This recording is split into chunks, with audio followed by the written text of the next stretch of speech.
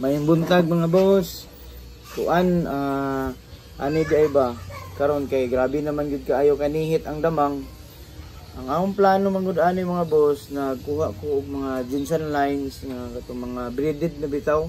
Dako nagtiyan ba nga kaanak ko na. Then ako silang ipaitlog guys. So karon lara dire ato ganing silipon. Kani mga pusa na ni nga mga Jensen lines guys. Dagan kaayo. Wala sila. Kana di lang nako i-open tanan kay manggawas. Ako ni silang buhian diri sa among area guys, sa Cagayan de Oro City.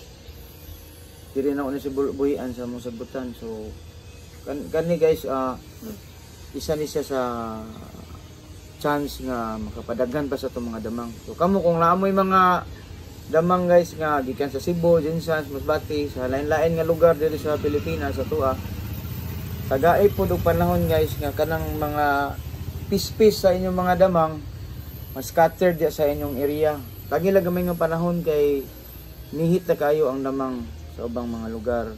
Nanglan pod nga mas scattered siya tibok aron dili ta maglisod og pangita og damang kay ang mga quality nga damang naaraman sa mga lihit nga mga area like Jensen, layo man sa among adire.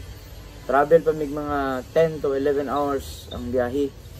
So kinahanglan guys nga makahatag pud tag gamayng panahon nga katong mga damang nato nga nangitlog na buhian na nato. So kani mo among bag-o nga project karon guys.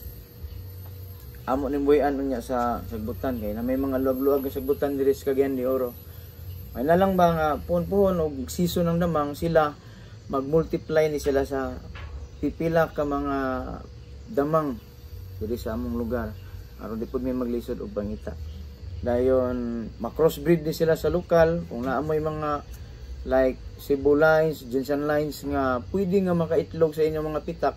Pwede na buhian ninyo sa mga sagbutan.